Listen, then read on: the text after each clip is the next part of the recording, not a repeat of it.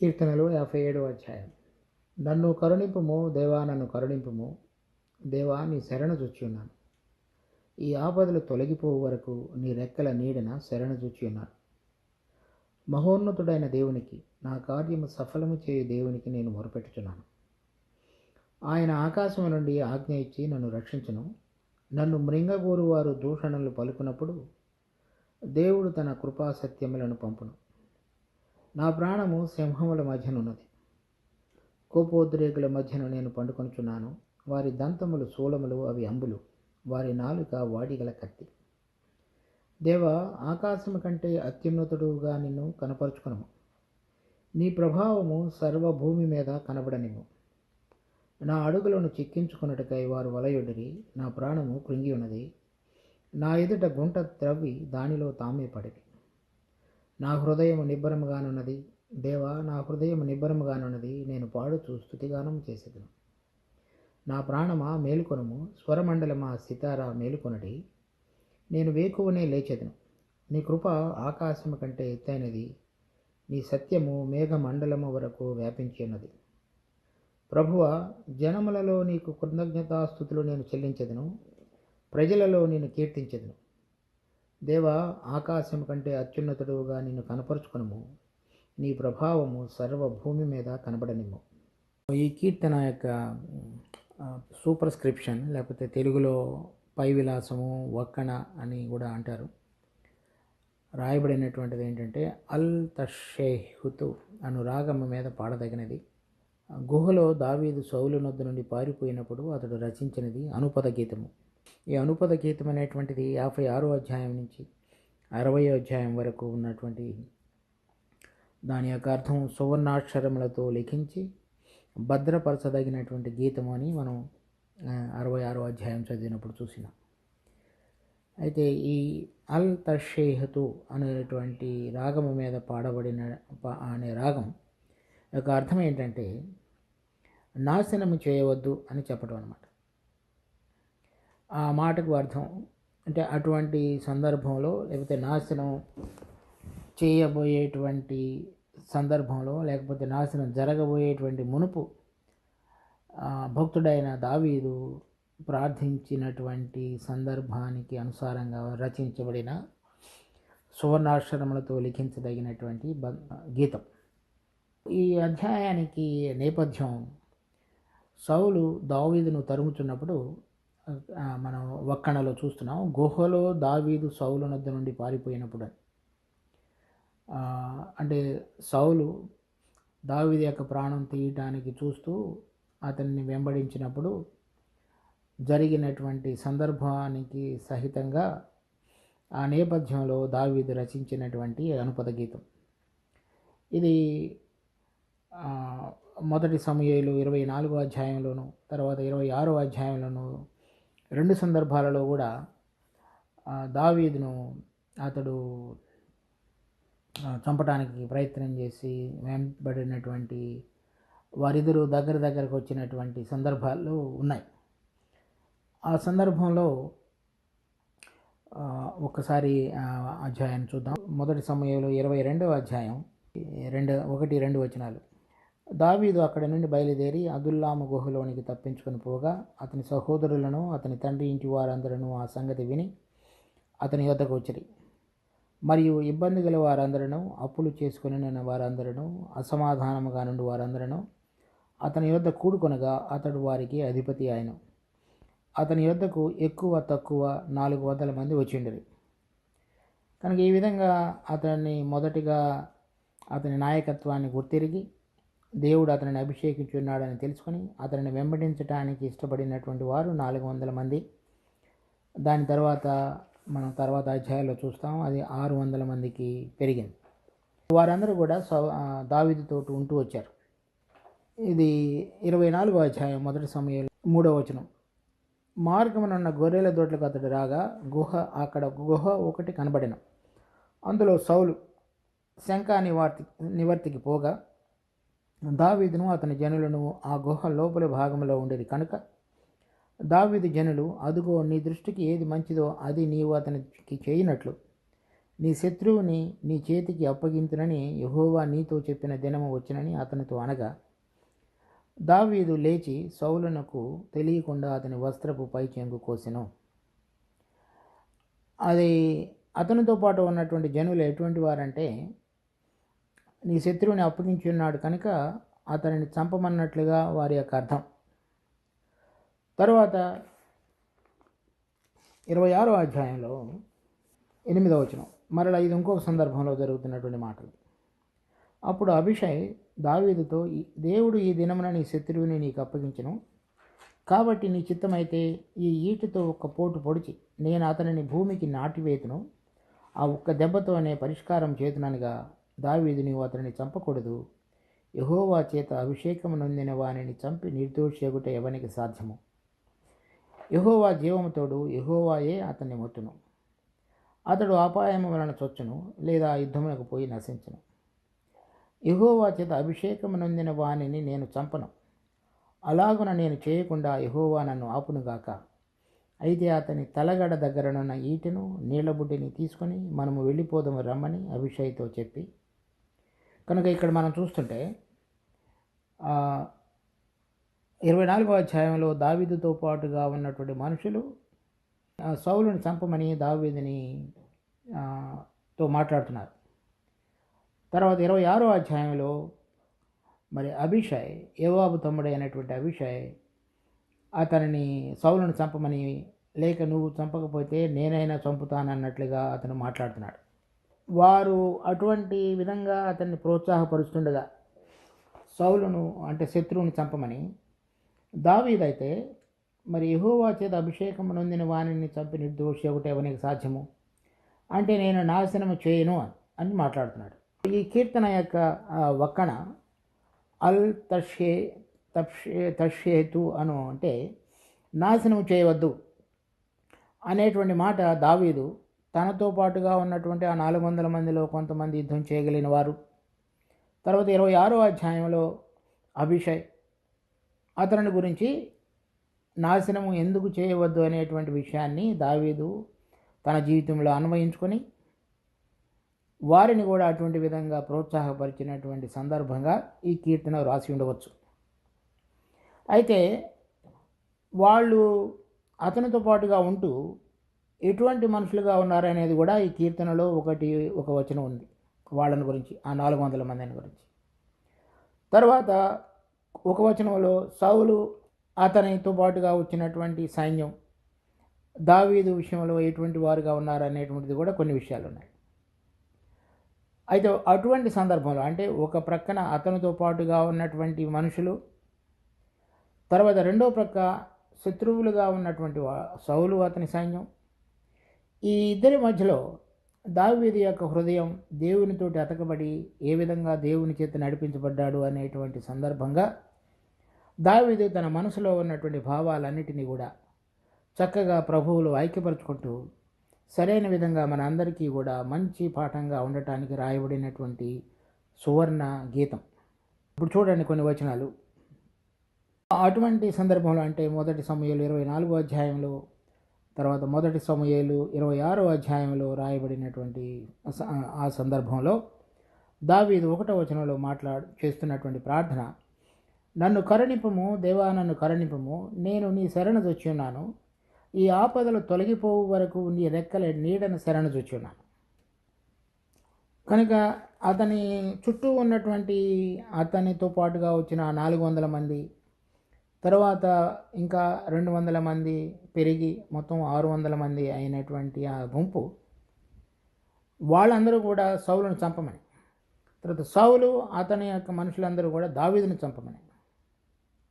అటువంటి విషయంలో దేవుని యొక్క మనస్సును గుర్తెరిగి యెహోవా చేత అభిషేకం నొందిన వానిని నేను చంపకూడదు అనేటువంటి యొక్క ఆత్మ సంబంధమైనటువంటి అవగాహన కలిగిన వాడై తనకు తన శరీరంలో ఉన్నటువంటి కోరికలు వీటన్నిటినీ కూడా మరి ఆత్మ యొక్క ఆధీనంలోనికి తీసుకొని తనను శరీరానుసారంగా ప్రవర్తించడానికి పురికెళ్ళిపోయేటువంటి మనుషుల విషయంలో సరైన విధంగా వ్యవహరించుతూ శత్రువుల యొక్క బారి నుంచి కాపాడమని చెబుతూ దేవుని యొక్క రెక్కల చాటున ఆశ్రయము పొందినటువంటి దావీదు యొక్క జీవితం.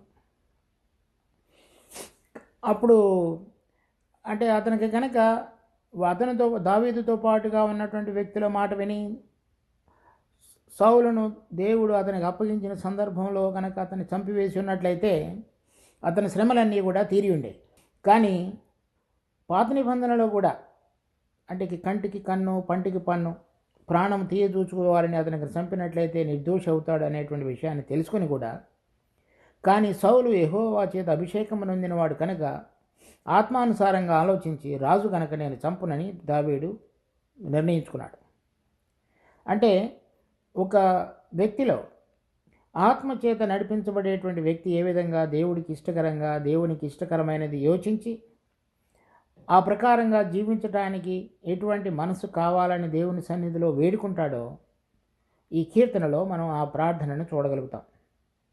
అటువంటి సందర్భంగా అంటే తన శరీరంగా ఒకవేళ తన యొక్క మనసు అతన్ని చంపాలని తన శరీరం చూస్తున్నట్లయితే అంటే ప్రాణ సంబంధంగా, ఎందుకంటే ఈ ఆపదలన్నీ తొలగిపోవాలంటే సౌలుని కనుక చంపినట్లయితే ఒక నిమిషంలో తొలగిపోతాయి. కానీ అది దేవుని యొక్క ఏర్పాటు కాదు. అలా అని ఆ మనుషులు ఏదైతే వాళ్ళు చెప్తున్నారో, ఎందుకంటే అతనితో పాటు ఉన్న వాళ్ళందరిని గురించి ఇక్కడ చెప్పాడు 4వ వచనంలో, నా ప్రాణము సింహముల మధ్యన ఉన్నది, కోపోద్రేకుల మధ్యన నేను పండుకొంచున్నాను, వారి దంతములు శూలములు, అవి అంబులు, వారి నాలుక వాడిగల కత్తి. వాళ్ళు మాట్లాడేటువంటి మాటలు కత్తితో సమానం. తర్వాత వాళ్ళ దంతములు శూలములు, అవి అంబులు, అంటే ఒక మనిషిని పీక్కు తినగలిగినటువంటి విధంగా వాళ్ళ యొక్క రూపం ఉన్నది. తర్వాత వాళ్ళు కలిగినటువంటి వాళ్ళ యొక్క ఎక్స్ప్రెషన్స్ అంటే వాళ్ళ హావభావాలన్నీ కూడా కోపము ఉద్రేకం చేత నింపబడి ఉన్నాయి. తర్వాత ఎటువంటి వాళ్ళంటే వాళ్ళు సింహం వలె ఎరను పట్టుకొని దానిని విడిచిపెట్టకుండా నలుపి కలిగినటువంటి సామర్థ్యం కలిగిన వాళ్ళు. అంటే వీళ్ళు వాళ్ళు దావీదును రాజుగా గుర్తించారు. కానీ రాజు యొక్క హృదయాన్ని అంటే రాజుతో పాటుగా ఉంటూ రాజు యొక్క మనసును ఎరగని వారుగా ఉన్నారు. అంటే అనేక మంది ఇక్కడ దావీదు మొదటి వచనంలో చూసినప్పుడు ఒక నిజమైనటువంటి విశ్వాసి ప్రతి విషయంలో కూడా దేవునితోటి ప్రభుతోటి మరణ భూస్థాపన పునరుద్ధానాలతో ఐక్యతలో సాదృశ్యం కలిగి ఆత్మచేత నడిపించబడుతున్నటువంటి అనుభవాన్ని కలిగిన వాడుగా ఉండి ఆయన రెక్కల చాటున అంటే ఆయనతో పాటుగా ఆయనలో నిలిచి ఉండి ఆయనతో పాటుగా ఐక్యత కలిగిన వారని అర్థం. రెక్కల చాటున ఉన్నటువంటి బయటికి లేకుండా అంటే అతనిలో ప్రాణ సంబంధంగా వచ్చే తలంపులు కానివ్వండి, ఇతరులు అతన్ని తప్పు చేయమని పురికొల్పేటువంటి సందర్భాలలో కానివ్వండి, తను తాను దేవుని సన్నిధిలో భద్రపరుచుకునేటువంటి తత్వం కలిగిన వాడుగా ఆత్మచేత నడిపించబడి ఆత్మ సంబంధంగా దేవుడు ఏది చూస్తున్నాడో అది చూడగలిగినటువంటి మనసు కలిగిన వాడుగా దావీదు ఉన్నాడు. అతనితో పాటు ఉన్న వాళ్ళందరూ కూడా కోపోద్రేకులు, తర్వాత వాళ్ళ యొక్క దంతములు అంబులు శూలములు, వారి నాలుక వాడిగలిగిన కత్తి. అంటే వీళ్ళందరూ కూడా దావీదును గుర్తెరిగారు. కానీ మరి పరిశుద్ధీకరణ అనేటువంటి కార్యంలో ముందుకు సాగిన వాళ్ళు కనుక మనం మొదటి వచనంలో చూస్తున్నటువంటి దేవుని యొక్క పరిశుద్ధతలో ముందుకు కొనసాగుతూ శరీరము ప్రాణము ఇతర విషయాల మీద జయాన్ని పొంది దేవుడు చూస్తున్నట్లుగా ప్రతి విషయాన్ని చూడగలిగి ఆయన ఆత్మచేత నడిపించబడగలిగేటువంటి వాడుగా దావీదున్నాడు. అతనితో పాటుగా ఉన్నటువంటి వాళ్ళందరూ కూడా దేవుడిని ఎరిగిన వారుగా ఉండి పరిశుద్ధత లేకుండా అంటే ఆత్మ యొక్క ప్రభావం చేత నడిపించబడకుండా ప్రాణ సంబంధమైన విధంగా లోకానుసారంగా ప్రతిదీ ఆలోచించి వాళ్ళకున్నటువంటి సమస్యలను దేవుని పరంగా కాకుండా వాళ్ళ సొంత బలం చేత పరిష్కరించుకునేటువంటి మనస్తత్వం కలిగి ఇప్పుడున్నటువంటి సమస్యను ఇప్పుడు ఏ విధంగా వాళ్ళకు కలిగిన జ్ఞానము బుద్ధి వనరులు ద్వారా పరిష్కరించుకునేటువంటి మనసు కలిగిన వాళ్ళుగా వాళ్ళు ఉన్నారు. సో వాళ్ళతోటి రోజు ఉండవలసి వచ్చింది. అతను చెప్తున్నాడు, నేను కోపోద్రేకుల మధ్యన పండుకొంచున్నాను, అటువంటి వారి మధ్యలో నా ప్రాణము సింహముల మధ్య ఉన్నది. తర్వాత వాళ్ళు ఏ విధంగా చేస్తారో మొదటి సమూయేలు 30వ అధ్యాయంలో అమ్మోనీయులు వచ్చి వాళ్ళ భార్యలను వాళ్ళందరినీ తీసుకుని వెళ్ళిపోయినప్పుడు వారు దావీదును కూడా చంపడానికి వెనకాడనటువంటి వ్యక్తులుగా కూడా మనం మొదటి సమూయేలు 30వ అధ్యాయంలో చూస్తాం. కనుక అటువంటి వాళ్ళు నాతో పాటు ఉన్నారని చెప్తున్నాడు. మరి విశ్వాసమైన మనం ఎవరైతే ఆత్మతోటి నడిపించబడి ప్రభు యొక్క రెక్కల చాటున దాగి ఉండి ఆయనతో పాటు ఐక్యత కలిగి ఆయనలో నిలిచి ఉన్నటువంటి జీవితాన్ని కలిగి ప్రభువును ధరించుకుని ఉంటారో వాళ్ళు పరిశుద్ధీకరణ పొందకుండా ఉన్నటువంటి అనేక మంది విశ్వాసులు సంఘంలో కానీ ఇతరత్ర వారికి సంభవించినప్పుడు జరిగేటువంటి సంఘర్షణ ఏ విధంగా ఉంటున్నదో కూడా మనం ఈ కీర్తనలో చూడవచ్చు. కనుక మనం 4వ వచనంలో చెప్పబడినటువంటి గుంపులో కనుక ఉన్నట్లయితే దేవుని యొక్క పరిశుద్ధీకరణ మనం కోరుకుంటూ మనము దినదినము ప్రాణ సంబంధంగా, శరీర సంబంధంగా, లోక సంబంధంగా చనిపోయి ఆత్మలో ప్రభువుతోటి జతపరచబడి ఆయన దృష్టిలో ఏది యోగ్యమైనదో తెలుసుకొనగలగటానికి ఆయన రెక్కల చాటున దాగి ఉండి ఆయన యందు విశ్వాసం ఉంచి ఆ ఆత్మ ప్రభావం ద్వారా దినదినము నడిపించబడుతున్నటువంటి వారంగా దావీదు వలె మనం ఉండాలి. తర్వాత 2వ వచనంలో మహోన్నతుడైన దేవునికి నా కార్యము సఫలము చేయు దేవునికి నేను మొరపెట్టుచున్నాను. నేను ఎవరికి ప్రార్థిస్తున్నాను? మహోన్నతుడైన దేవుడు అంటే అందరికంటే ఉన్నతంగా ఉన్నవాడు, అన్నీ చేయుటకు సర్వసామర్థ్యం కలిగిన ప్రభువు. తరువాత అటువంటి దేవుడు, ఆయనకి నాకు సంబంధం ఏంటి? నా కార్యము సఫలం చేయడువాడు. కనుక ఎవరి యందు విశ్వసించి ఉన్నాడో ఆయన ఎటువంటి వాడో, తర్వాత ఆయనలో నేను ఏ విధంగా రెక్కల చాటున దాగి ఉంటే నా ప్రార్థన విని నాకు అవసరమైనదంతటిని చక్కగా చేయగలడో అటువంటి దేవునికి నేను మొరపెడుతున్నానని చెప్తున్నాడు. కనుక మనం ఆయనతో పాటు ఐక్యత, ప్రభువుతోటి ఐక్యత కలిగినటువంటి జీవితం కలిగి మనం ప్రభువును ధరించుకొని ఆయనలో కనుక నిలిచి ఉన్నట్లయితే మనము గుర్తెరక తగినటువంటి విషయాన్ని దేవుడు మనకి నేర్పే విషయం ఏంటంటే ఆయన మహోన్నతుడు. అంటే ఇప్పుడున్నటువంటి పరిస్థితులు, ఆ పరిస్థితులను ప్రభావితం చేసేటువంటి మన చుట్టూ ఉన్న మనుషులు కానీ మన శత్రువులు కానీ వాళ్ళందరికంటే ఉన్నతంగా ఉన్నటువంటి వాడు, తనకిష్టమైన రీతిలో మనకు సహాయం చేయగలిగినటువంటి వాడు. తర్వాత నా కార్యమును సఫలము చేయవాడు. సఫలం అనే మాటకి అంటే మనం కోరుకునే రీతిలో ఆయన చేయటం అనేది కాదు అర్థం. ఆయన ఏదైతే ఉన్నతమైన ఒక ఉద్దేశాన్ని మన జీవితంలో ప్రారంభించాడో ఆ ప్రారంభించబడినటువంటి కార్యమును సంపూర్తి చేయటాన్ని అర్థం. ఆయన తన కుమారుని సహవాసతకు పిలిచినటువంటి దేవుడు నమ్మదగినవాడు. తర్వాత మీలో ప్రారంభించిన ఆ మంచి కార్యమును తన కుమారుని యొక్క రాకడ దినములోపు దానిని సంపూర్ణము చేయను. సో ఆ సంపూర్ణం చేయడానికి మన జీవితాలలో దేవుడు అనుమతించేటువంటి ప్రతి పరిస్థితుల్లో కూడా దేవుడు మనకు తోడుగా ఉండి నడిపించుతాడు అనేటువంటిది దావీదు యొక్క నిర్ణయం మాత్రమే కాకుండా అనుభవమైనది. ఆ అనుభవానికి తగినట్లుగా తను చంపవలసినటువంటి రీతిలో కూడా చంపకుండా నాశనం చేయవద్దు అనేటువంటి గీతికను కూడా అతడు రచించాడు. తర్వాత అదే విషయాన్ని ఇంకా కొన్ని చోట్ల కూడా చెప్పాడు అతను. చూడండి, కీర్తన 138వ అధ్యాయం 8వ వచనం.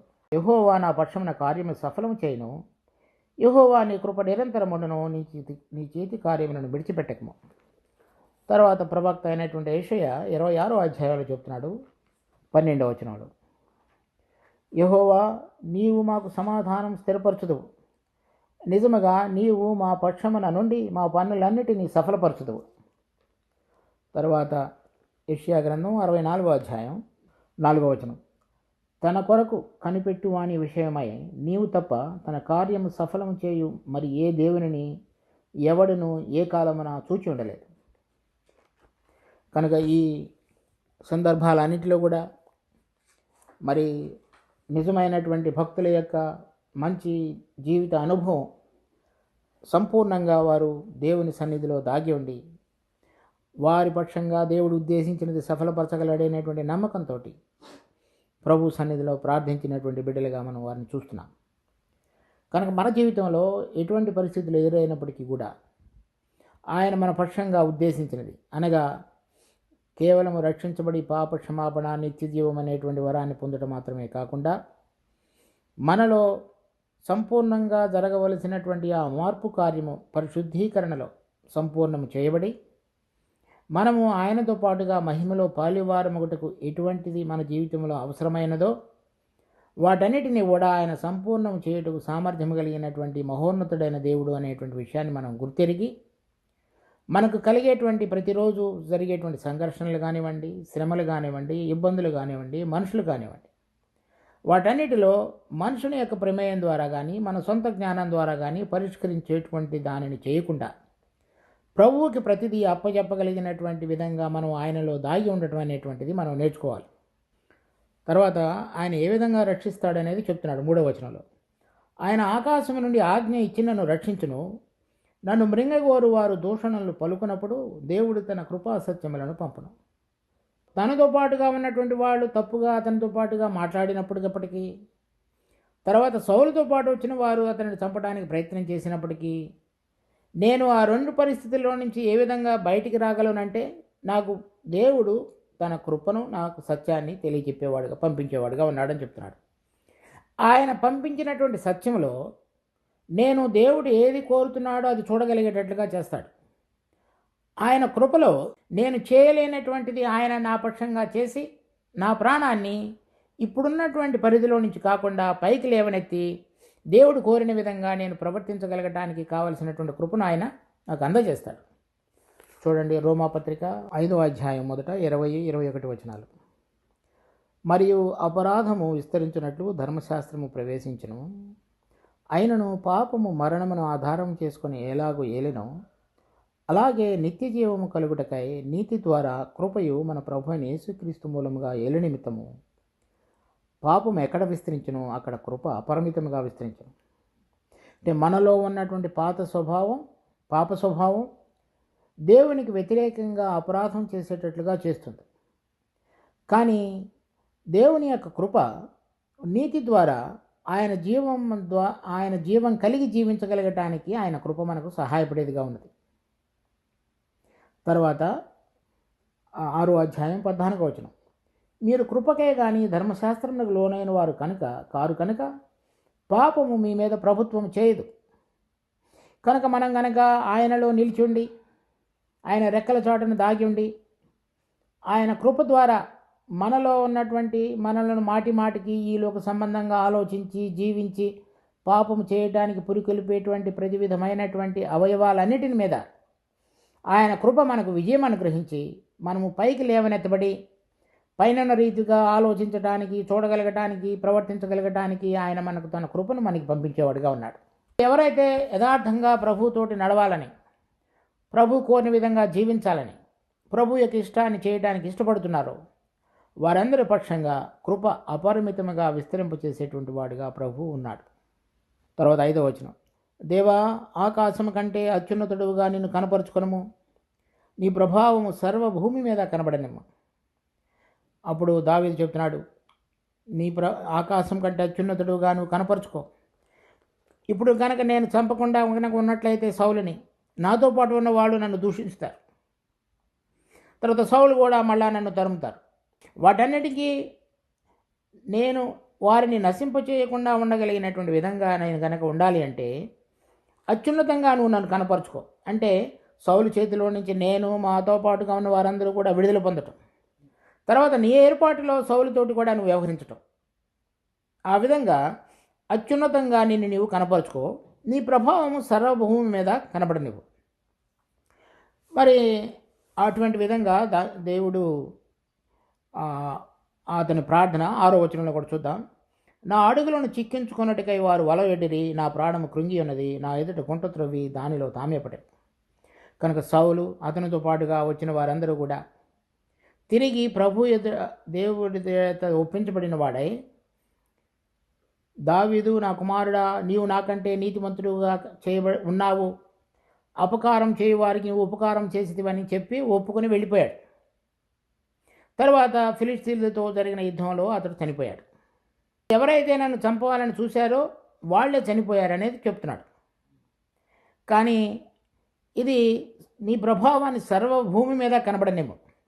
అంటే దావీదు వలె సద్భక్తితో బ్రతుకను ఉద్దేశించి శ్రమలలో గుండా వెళుతున్నటువంటి ప్రతి ఒక్కరి జీవితంలో కూడా జరిగేటువంటి సమస్యలన్నిటిలో ఎవరెవరైతే వారికి వ్యతిరేకంగా జీవించి వారిని ఇబ్బంది పెట్టాలని చూస్తున్నారో వారందరి పక్షంగా దేవుడు తన భక్తులను భద్రపరిచి నడిపించేవాడుగా ఉండి అందరికీ దానిని ఆయన ప్రభావాన్ని కనపరిచేవాడుగా ఉంటాడు.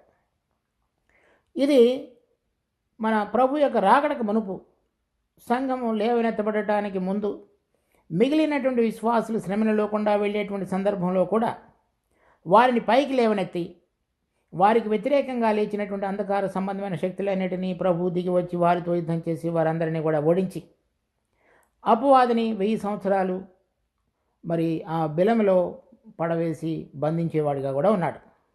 ఆ విధంగా దావీదు జీవితంలో జరిగినటువంటి ఆ ఉదాహరణ ఇప్పుడు విశ్వాసుల జీవితాల్లో దినదినము చక్కగా ఆయన కృపను కనపరుస్తూ విడుదల కలుగు చేస్తున్నటువంటి ఉదాహరణలు అవన్నీ కూడా చివరికి దేనికి సూచిస్తున్నాయంటే ప్రభువు రాబోతున్నటువంటి సందర్భంలో విశ్వాసులను ఏ విధంగా ఆయన పైకి లేవనెత్తి ఆయన రెక్కల చాటును కాపాడి భద్రపరిచి తీసుకుని వెళ్ళి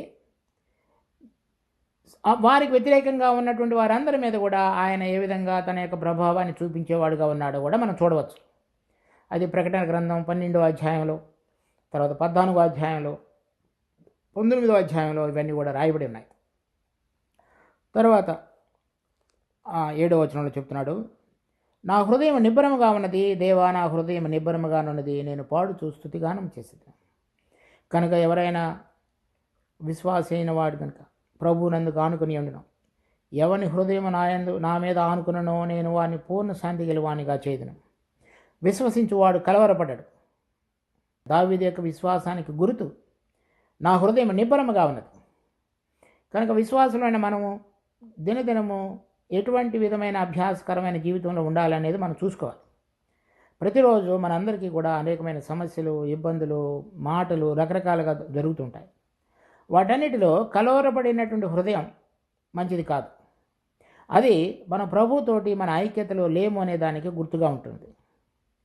ప్రభువుని దూషించి రకరకాలుగా ఆయనని హింసించి వేధించినప్పుడు కూడా ఆయన ప్రభు తండ్రి అయినటువంటి దేవునితో సరైనటువంటి విధంగా ఏ విధంగా హత్తుకుని ఉన్నాడో, ప్రార్థించి తండ్రి యొక్క సన్నిధికి అప్పచెప్పి ఉన్నాడో, ఆయన మరణంలో నుంచి కూడా ఆయనను లేపగలిగినటువంటి సామర్థ్యం కలిగిన వాడుగా ఎరిగి ఉన్నాడో, దానిని బట్టి తన హృదయము ఏ విధంగా నిబ్బరంగా ఉన్నదో, దావీదు యొక్క హృదయం నిబ్బరంగా ఉన్నదో, మన జీవితాలలో మన జీవితం కనుక ప్రభువుతో ఐక్యపరచబడినటువంటి అనుభవం కలిగి ఉన్నట్లయితే మన హృదయము అన్ని పరిస్థితుల్లో కూడా నిబ్బరంగా ఉండేదిగా కనబడుతుంది. అది లేనప్పుడు మనం పరీక్షించుకోవాల్సిన అవసరం ఉంది. అటువంటి హృదయంతో చెప్తున్నాడు, నేను పాడుతూ స్తుతిగానం చేసేదను, నా ప్రాణమా మేలుకొనుము, స్వరమండలమా సితారా మేలుకొనుడి, నేను వేకువనే లేచేదను. ఎవరితో చెప్తున్నాడు? తన ప్రాణంతో చెప్తున్నాడు. ప్రాణం అంతకుముందు అనుకుంటున్నది సౌలు వచ్చి ఉన్నాడు, అతడు చంపేటువంటి అవకాశం ఉన్నది. ప్రాణం అనుకుంటున్నది అతనితో పాటు ఉన్న 400 మంది దావీదును ఈ విధంగా మాటలు ఇతర విషయాల ద్వారా వేధించేవారుగా ఉన్నారు. ఇప్పుడు దావీదు ఏ విధంగా మరి మనం ఏ విధంగా నడవాలో అనేటువంటి విషయంలో ఆందోళనలో ఉన్నది.